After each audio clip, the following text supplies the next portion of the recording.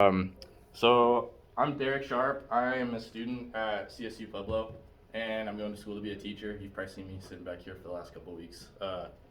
Just have to, when you're in the ed program, you have to come in and do some observation hours and kind of just see what it's like in a classroom. And they want you to come on and teach a few lessons to make sure you actually want to do this job. So that's what I'm doing here. I just want to say firstly that I am not an economics teacher. So if you have questions, you're probably gonna have to ask Mr. Gibson here, and not me, but I'll do the best I can for you guys. So command economies. This is the classic. This is a Calvin and Hobbes comic strip. So it's time for bed. It's a free country. I do what I want. Good night. And you're a communist, just because you don't want to tell me what to do. Like I want to live my own life or whatever. So.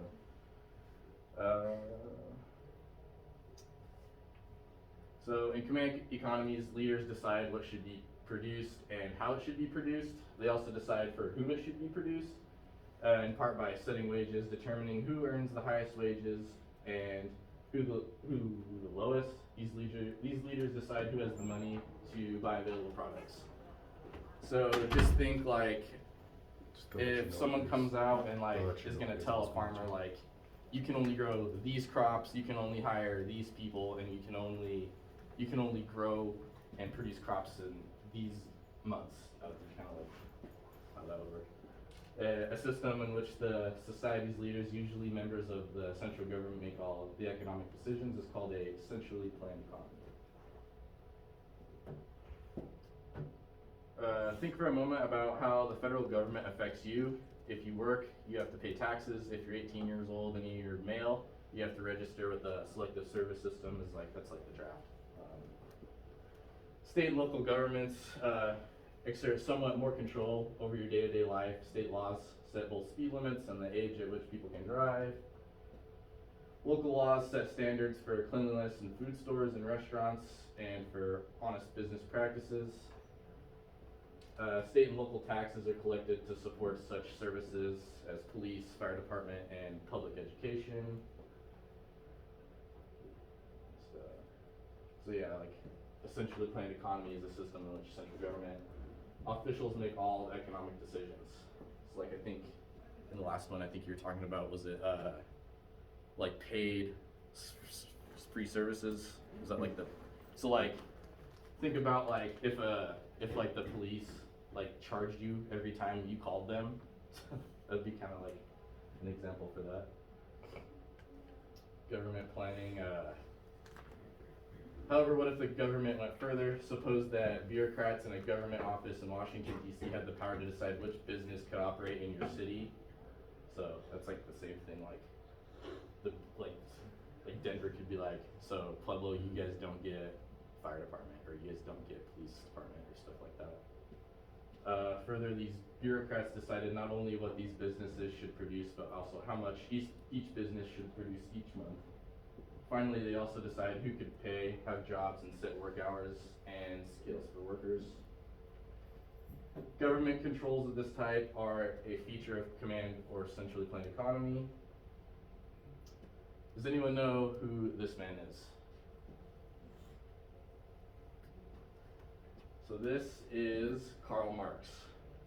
Modern societies that have adapted command economies have done so largely because of the influence of Karl Marx, a 19th century German philosopher, historian, and economist. According to Marx's analysis, all of history is a struggle between classes. In his own time, the struggle was between the owners of the great industrial factories and the workers who exchanged their labor for wages. While the industries grew rich, the workers remained relatively poor. Marx predicted that in time, the workers would overthrow this system and transfer ownership of the factories to public hands. So throughout Marx's lifetime, he grew up like in the Industrial Revolution. So he saw like the creation and like the movement from people to the country to the city to work in factories, and just like the terrible conditions that people that worked in factories at that time had to face, especially like child labor. So like, does anyone know why child labor was like super popular at that time? Like what would make you want to hire a child? Like, You don't have to pay them as much. yeah, you don't have to pay them as much. They're a little smaller, so like a lot of the a lot of the times you'll hear about like the terrible injuries they had. So like they're smaller, they can reach into stuff, so they got their arms ripped off all the time. Like, it sounds like really gruesome, but it's true, and it's Horribly true. yeah, terribly true. With the means of production owned by the government, the class struggle would be resolved, and all citizens would share in wealth. So there's a nice little cartoon kind of there. Socialism, an economic system in which the government owns some or all of the factors of production developed from the ideas of Marx. Communism, a more extreme form of socialism in which there is no private ownership of property and little to no political freedom, also grew out of Marxist thinking. Essentially, it is an authoritarian socialism. An authoritarian system requires absolute obedience to authority, and 2.1 lists the major characteristics of socialism and communism.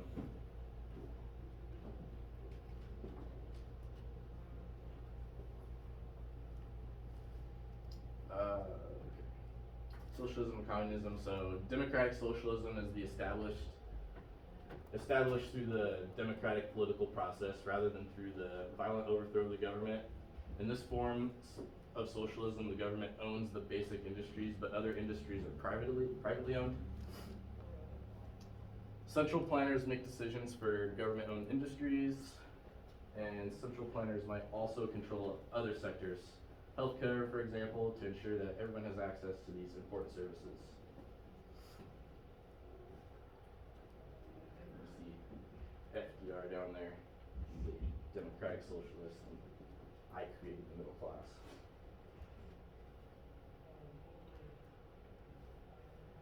How are socialism and communism similar yet different? Both of them involve government control of the economy.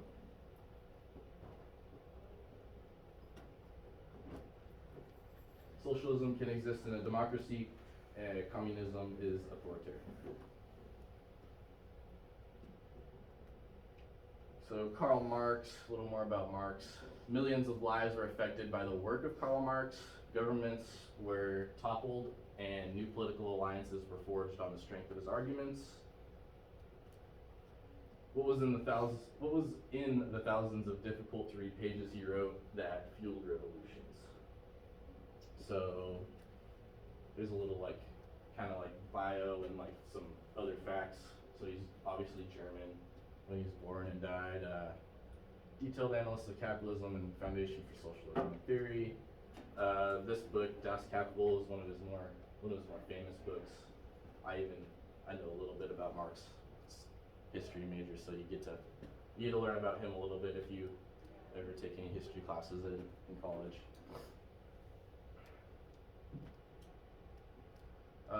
A new view of economics. Marx was born in what is now Germany in 1818 and grew up in middle-class comfort.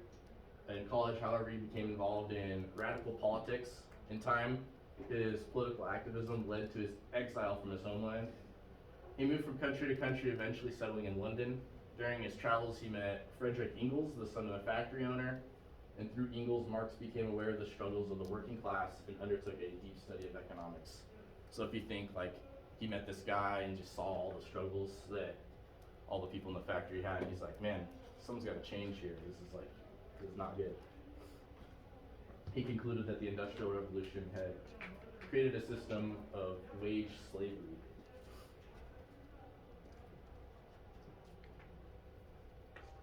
Factory owners, Marx said, looked upon labor as just another commodity that could be bought. They then used this labor to convert other productive resources into products.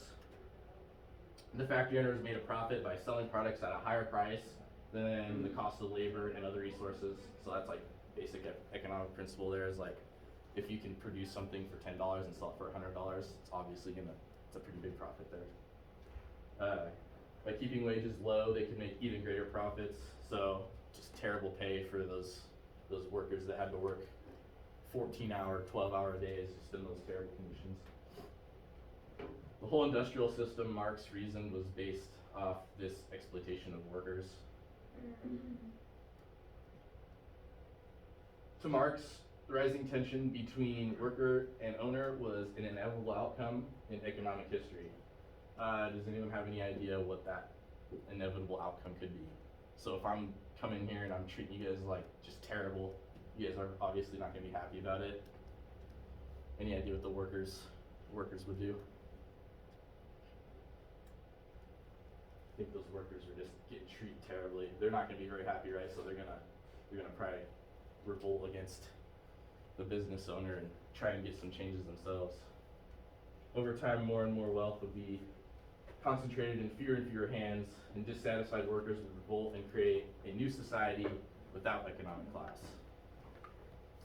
Marx assisted by Engels laid out these ideas in the Communist Manifesto. Marx discussed his economic ideas more fully in his endorsement study, Das Kapital, which was published in 3 volumes between 1867 and 1894.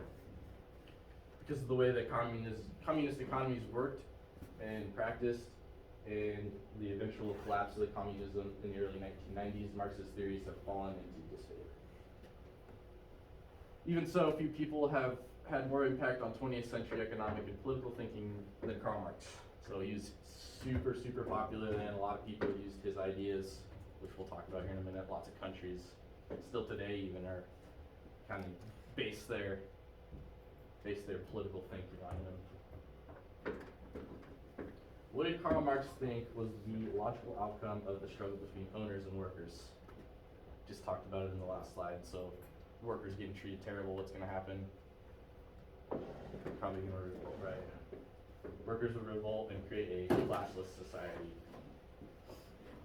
So there are no examples of pure command economies today. The forces that have brought change to traditional economies are also transforming command economies. However, some countries, North Korea for example, still have economies with mostly command elements. So there's North Korea, obviously. In the Korean War, it's like, I know that South Korea, with the help of the United States, pushed into North Korea. I think they almost got as far as Pyongyang, and then they got pushed back to the 38th parallel, where it's still today. I think it's still pretty militarized there today as well. Conflict has not been resolved yet. Once under the control of China and later Japan, Korea was split into North and South Korea following World War II. Yeah, that's what I mentioned, the Korean War. North Korea came under communist control. The government controlled every economic decision. For example, it diverted many of the country's resources to the military, building up an army of more than 1 million soldiers out of a population of about 22 million. It also developed a nuclear weapons program. However, this military buildup came at the expense of necessities. So what that's trying to say is like, it takes the suffering like away almost, or not takes it away, but makes it worse for like the individual. So in a sense, like if you're living in North Korea and say you have like a broken leg or something, and you cannot get help for that, and it's probably because those resources are going towards the military or something of that nature, because it's more for the group in a sense rather than for the individual. During the late 1990s and early 2000s, food was so scarce that millions of North Koreans died from hunger and malnutrition. Many North Koreans survived only because of food aid from other countries, most notably South Korea. The failure to provide food and other important products was just one result of a flawed economic plan. For much of the 1990s, North Korea produced less and less each year, and its economy actually shrunk, which is kind of what that graph is saying up there. Since 2003, however, the central planners have relaxed some restrictions on private ownership and market activity. Most North Koreans hope that this tentative experiment with free markets will relieve the country's ailing economy. So the impact of command economies. In theories, command economies have some advantages. For example, they seek to provide for everyone, even the sick and old who no longer provide for the economy. Also, leaders in a command economy can use the nation's resources to produce items that may not make money in a market economy, certain medicines, for example. So the impact of command economies. In practice, however, the disadvantages of command economies are abundantly clear. To begin, central planners often have little understanding of local conditions. Because of this, their economic decisions are frequently misguided or wrong. So if you think like in a command economy, like it's usually a dictatorship. So you think about a dictator living in a palace surrounded by 100 guards. He's not gonna know what this little kid struggling in a village is dealing with. He doesn't know that firsthand because he never sees it. Also, workers often have little motive to improve their productivity since they know they will be paid the same wages regardless of their output. So it's like, what's the point of me giving 110% every day when I know I'm only gonna get X amount of money? And because there is no private property, there's no motivation for workers to use resources wisely. Just doesn't matter to them. They're just like, yeah, whatever. I'm just gonna go to work and whatever happens, happens. The impact of command economies. Centrally planned economies often set prices well below those that would be established in a market system. As a result, command economies face shortages. One scene repeated in many command economies is people standing in long lines waiting to buy goods. Such shortages often lead to creative behavior. In the former Soviet Union, for example, light bulbs were almost impossible to buy for home use. However, burned out bulbs in factories were regularly replaced. So some people took and sold these burned out bulbs. Does anyone have any idea why they would sell the burned out bulbs? So think back to this point right here. So if the bulbs in the factories are getting replaced, what would that mean? So if I go home and my bulb's burned out and I want to get it replaced, how would I do that? Trade it. So like take it to the factory, screw it in, like, oh, look at that, the bulb's out, so it's gonna get replaced. And I took the bulb that's working from the factory home, and now I have light. So that would be why. Other people would buy them and use them to switch out with the working bulbs in their factories. They then took the working bulbs to light their homes, because they knew the factory ones would get replaced immediately, so that's why they would do that. Perhaps the greatest failing of strict command economies is the great suffering that people lived under them endured. Carrying out centrally planned economic policies requires that individual rights, even the right to life, be subordinate to the needs of the state. Millions of people died in the efforts to build huge collective farms in China and the Soviet Union. Millions more were imprisoned for exercising their political or economic rights. Estimates suggest that deeply flawed policies of command economies are responsible for more deaths than 2 world wars, which is an astronomically high number. If you look at the amount of people that were killed in both world wars, it's crazy to think that just an idea is responsible for the deaths of that many people. Yeah. Why are consumer goods often in short supply in a command economy? Anyone have any ideas?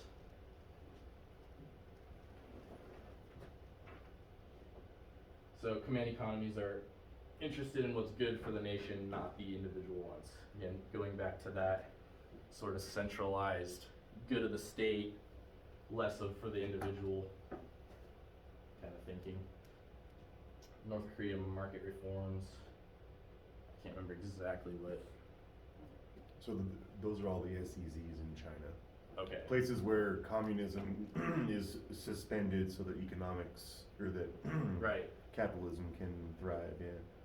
Right. So like many other command economies, North Korea has been trying to introduce aspects of a market economy. For example, the Kaesong Industrial Complex is a cooperative project between North and South Korea. And I think that was kind of the same. Yeah, it's the same thing, yeah. This is Those 3 are the big SEZs in China right now. Those 3 SEZs are getting to the point where the GDP of those SEZs is starting to match smaller countries right now. Those are places where China will give you free land and tax breaks and let you break all the environmental rules you want to build factories. So some North Korean market reforms. Groundbreaking took place in 2003. In the pilot phase, 15 South Korean manufacturing plants are being constructed. There are plans for 250 South Korean companies eventually to participate.